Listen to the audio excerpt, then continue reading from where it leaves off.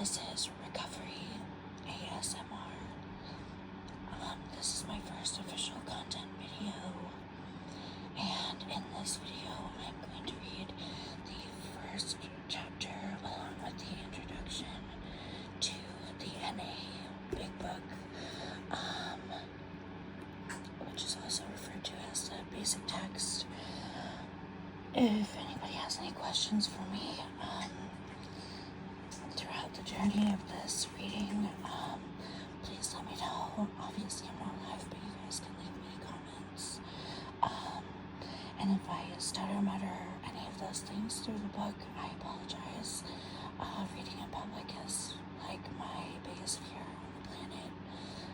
So this is me really coming out of my comfort zone, but I thought it would be helpful for any of those people who struggle to listen to readings on their own or read on their own in general. So here we go. I'm going to jump right in. Introduction.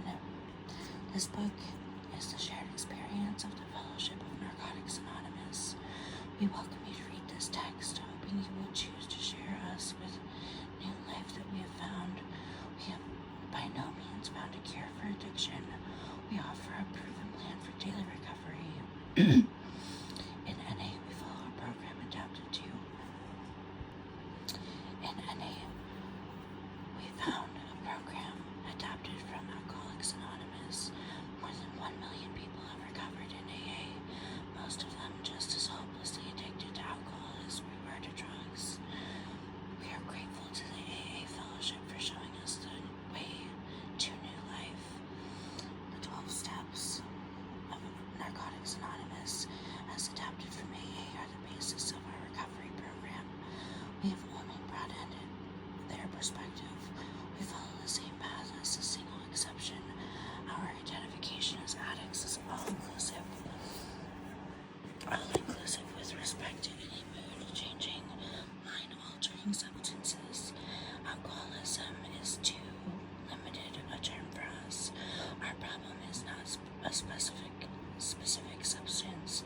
We have been guided by greater consciousness, and grateful for our direction has enabled us to build upon a proven program of recovery. We come to Narcotics Anonymous by various means, and believe we are a common denominator is that we fail to come to terms with our addiction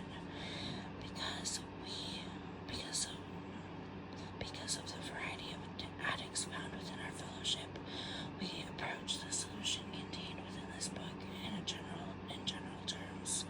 We pray that we have been searching and thorough, so that every addict who reads this volume will find the hope that we have found. Based on our experience, we believe that every addict, including the potential addict, suffers from an incurable disease of mind, body, and spirit. We are in the grip of a hopeless dilemma, the solution of which is spiritual in nature. Therefore, this book will deal with spiritual matters. We are not a religious organization. Our program is a set of spiritual principles through which our recovery from a seemingly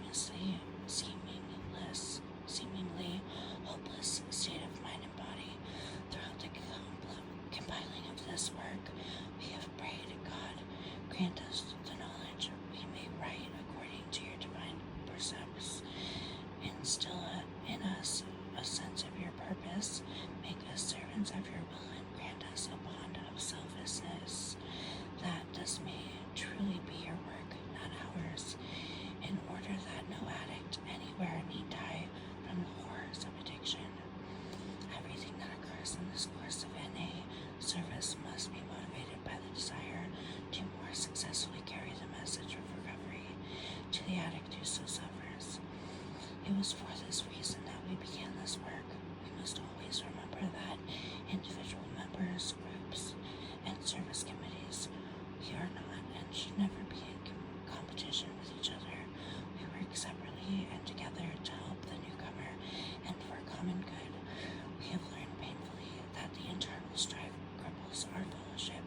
It prevents us from providing the service necessary for growth. It is our hope that this book will help the suffering addict find the solution us is to remain clean just for today and to carry this message of recovery. Our program, Narcotics Anonymous. Many books have been written about the nature of addiction. This book primarily concerns itself with the nature of recovery. If you are an addict and have found this book, please give yourself a break and read it. Chapter 1.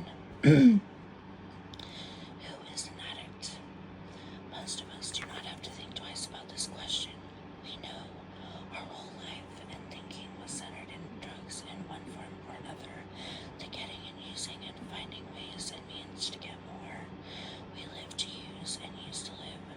Very simply, an addict is a man or a woman whose life is controlled by drugs. We are people in the grips of continuing and progressive illness whose ends are always the same: jails, institutions, and death. Those of us who have found the program of Narcotics Anonymous do not have to think twice about the question, who is an addict? We know the following is our experience. As addicts, we are people who use of any mind-altering, mood-changing substances cause a problem in an area of life. Addiction is a disease that involves more than the use of drugs. Some of us believe that our disease was present long before the first time we used. Most of us did not consider ourselves addicted before coming to Narcotics Anonymous program. The information available to us came from misinformed people. As long as we could at the stop for using for a while, we thought we were all right. We, at the end of stopping, not the using, as our addiction pressed, we thought of stopping less and less. Only in desperation did we ask ourselves, could it be the drugs? We did not choose to become addicts. We suffer from a disease that expresses itself in ways that are antisocial, and that makes detection, diagnosis, and treatment difficult. Our disease isolated us from people, except when we were getting, using, and finding ways and means to get more. Hostile, resentful, self-centered, self-seeking, we cut ourselves off from the outside world. Anything not completely familiar became alien and dangerous. Our world shrank and isolation became our lives. We used in order to survive. It was the only way of life that we knew. Some of us misused and abused drugs and still did not consider ourselves addicts. Through all of this, we kept telling ourselves, I can handle it. Our misconceptions about the nature of addiction included versions of violence, street crimes, dirty needles, and jail. When our addiction, treated as a crime or moral deficiency, became rebellious and were driven deeper into isolation, some felt high, some felt great, but eventually things we had to do to continue using reflected desperation. We were caught in the grips of our disease. We were forced to survive any way that we could. We manipulated people and tried to control everything around us. We lied, was told, cheated, sold ourselves so we had drugs regardless of the cost. Failure and fear began to invade our lives. One aspect of our addiction was our inability to deal with life on life's terms. We tried drugs and combination of drugs to cope with the seemingly hostile world. We dreamed of finding magic formula that would solve our ultimate problem, ourselves. The fact that we could not use mind-altering or mood-changing substances, including marijuana and alcohol, successfully. Drugs ceased to make us feel good. At times, we were defensive about our addiction and justified our right to use, especially when we had legal prescriptions. We were proud of the sometimes illegal and often bizarre behavior that typified our using.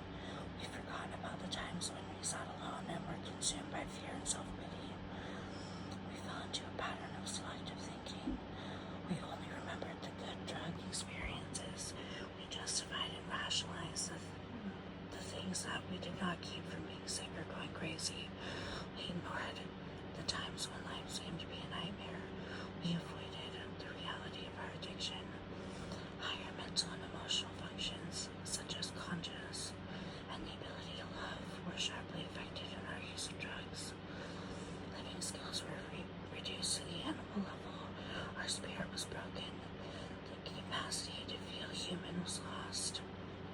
seems extreme, but many of us have been in this state of mind. We were constantly searching for the answer.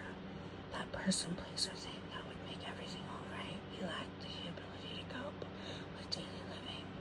As our addiction progressed, and many of us found ourselves in and out of institutions, these experiences indicated that there was something wrong with our lives. We wanted an easy way out. Some of us thought of suicide. Our attempts were usually feeble and only helped and contributed to our feelings of worthiness. We were trapped in the illusion of what if only, and just one more time. When we did seek help, we were only looking for an absence of pain. We had regained good physical health many times, only to lose it by using again. Our track record shows that it is impossible for us to use successfully, no matter how well we may appear to be in control. Using drugs always brings us to our knees. Like other incurable diseases, addiction can be addressed. We agree that there is nothing shameful about being an addict, provided we accept our dilemma honestly and take positive action. We are willing to admit without reservation that we are allergic to drugs. Common sense tells us it would be insane to go back to the source of our allergy. Our experience indicates that medicine cannot cure illness, although physical and mental tolerance play a role. Many drugs require no extended period of use to trigger allergic reactions. Our reaction to drugs is what makes us addicts, not how much we use. Many of us did not think we had a problem with drugs until the drugs ran out. Even when others told us that we had a problem, we were convinced that we were right and the world was wrong. We used this belief to justify our destructive behavior.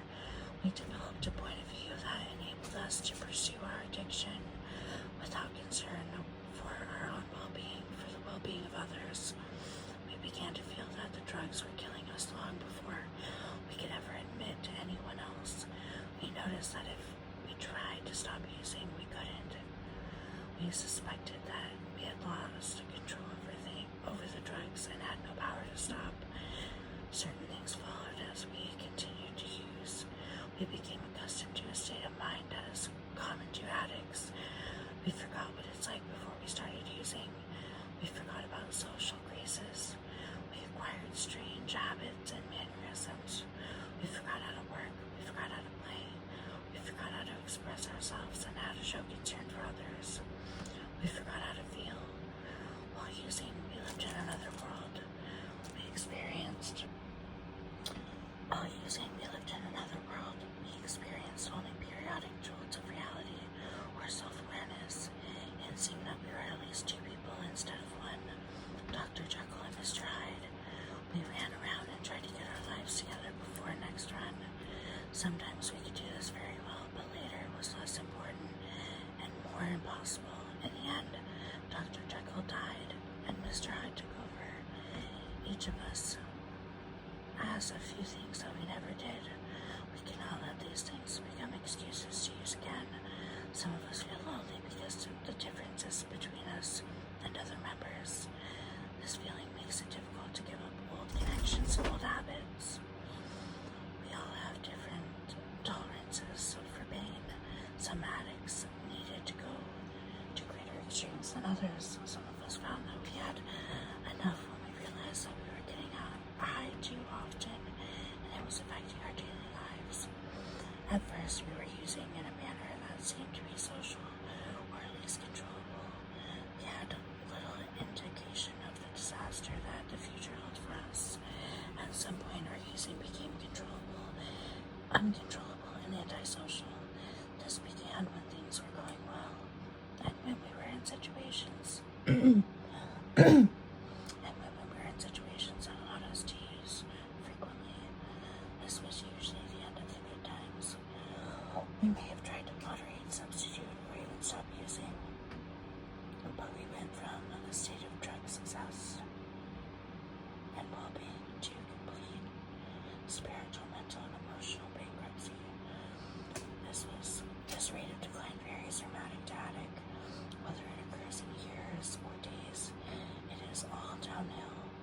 Most of us who don't die from the disease will go on to prisons, mental institutions, or complete demoralization as the disease progresses. Drugs had given us the feeling that we could handle whatever situation might develop.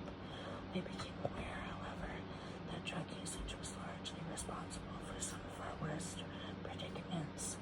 Some of us may spend the rest of our lives in jail for a drug-related crime. We had to reach our bottom before we were willing to stop. We were finally motivated to seek help in the latter stage of our addiction, when it was easier for us to see destruction, disaster, and delusion. For our using, it was harder to deny our addiction when problems were staring us in the face. Some of us saw the effects of addiction on people closest to us. We were very dependent on them to carry us through life. We felt angry, disappointed, and hurt when they found other interests, friends, and loved ones. We regretted the past, dreaded the future, and we weren't too thrilled about the present. After years of searching, we were more unhappy and less satisfied than when it all began. Our addiction enslaved us. We were prisoners of our own mind, and we were condemned by our own guilt. We gave up the hope that we would ever stop using drugs. Our attempts to stay clean always failed, causing us pain and misery. As addicts, we have an incurable disease called addiction. This addiction is chronic, progressive, and fatal. However, it is a treatable disease. We feel that each individual has to answer the question, am I an addict? How we got the disease is of no immediate importance to us. We are concerned with recovery. We began to treat our addiction by not using. Many of us sought answers but failed to find any workable solution until we found each other. Once we identify ourselves as addicts, help becomes possible. When we see a little of ourselves in every addict and see a little of them in us, the insight lets us help one another. Our future seemed hopeless until we found clean addicts who were willing to share with us. Denial of our addiction kept us sick, but our best admission of addiction enables us to stop using. The people of Narcotics Anonymous told us that they were recovering addicts who learned to live without drugs. If they could do it, so could we. The only alternative to recovery are jails and institutions, to election and death. Unfortunately, our disease makes us deny our addiction. If you are an addict, you can find any way of life through any program.